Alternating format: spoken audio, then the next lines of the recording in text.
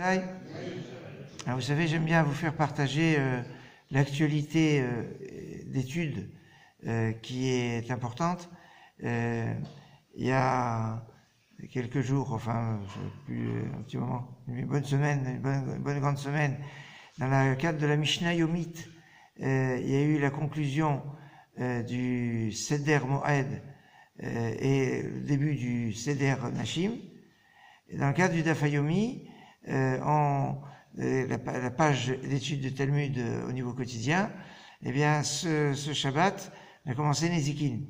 C'était le sioum du Seder Nashim, et c'est le début. Alors, moi, je vais parler maintenant en français, parce que Seder Nashim, en fait, la Torah orale est partagée en 6 ordres, les 6 ordres de la Mishnah, ce qu'on appelle Shas, Shisha, Sedarim. Alors, la Mishnah, qui est commentée par la Gemara, le Talmud, il y a le Talmud de Babylone, le Talmud de Jérusalem, et eux-mêmes sont commentés par Rashi, Tosfot, Rosh, Rif, et tous les commentaires. Et donc, c'est cette masse extraordinaire de la Torah orale. Donc, il y a 6 ordres. En résumé, on pourrait dire que le premier ordre, c'est ce qu'on appelle Zeraim. Zeraim, ça veut dire les semences, mais en fait, c'est plus le rapport de l'homme à la terre, totalement avec les lois de la terre d'Israël, et donc de l'homme à la terre. Le Moed, c'est très intéressant, tous sont pluriels, mais Moed au singulier. Moed, ça veut dire la rencontre, c'est la fête. C'est donc l'ordre qui est lié de l'homme au temps, où sont abordées toutes les fêtes du calendrier, sauf Hanouka qui n'a pas, sauf Hanouka qui n'a pas de Mishnah vraiment, enfin, et ici justement dans Baba Kama il y a une Mishnah qui parle de Hanouka, enfin bon. En tout cas, c'est l'homme par rapport au temps.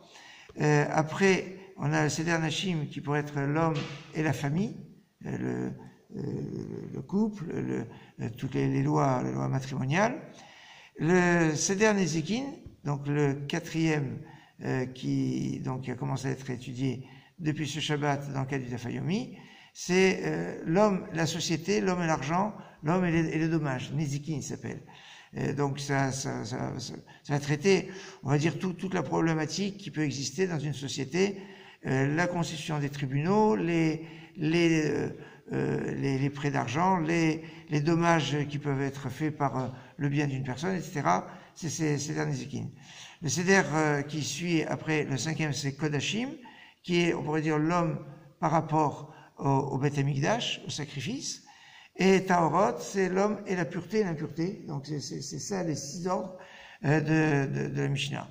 Et donc chaque ordre maintenant est composé d'un certain nombre de masertot, de traités. En ce qui concerne Nezikin, eh bien, il y a 10 traités.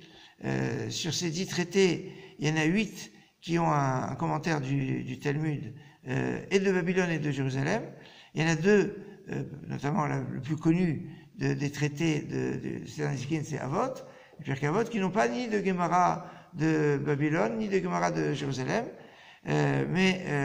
Et donc c'est un Seder qui est en général très étudié, puisque ça commence en fait avec une Masechet.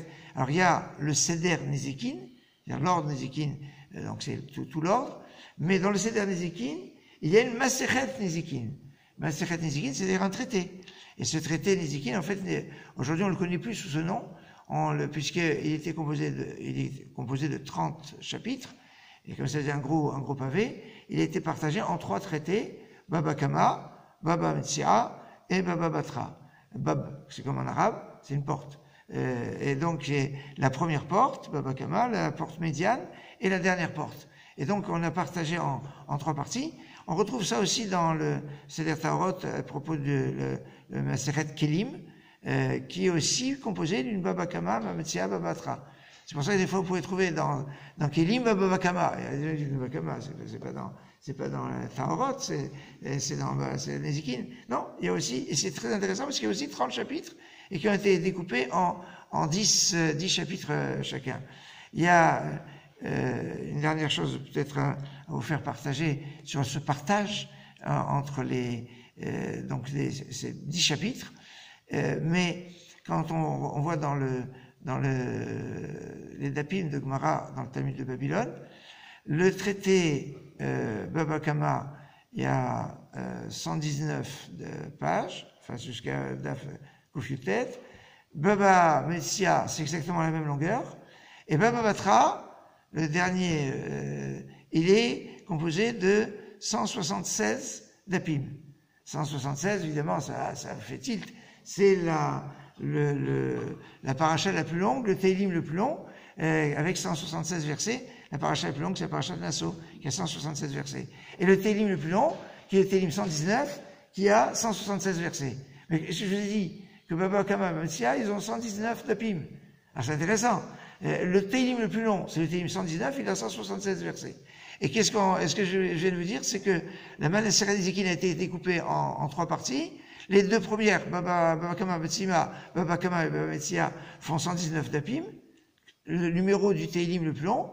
Et le dernier, Baba Batra, fait 176, qui est la longueur du Teilim le plus long. C'est sympathique. Bon, maintenant, il n'y a plus qu'à étudier un petit peu, à entrer dans Baba Kama qui parle des Avot Nezikin, des têtes de ce qui peut faire des dégâts, mais on va limiter la casse et on fera Bezrat Hashem Blinéder à un autre moment la suite de cette introduction à la Gemara Baba Kama. Excellente journée, Shavuot Tov.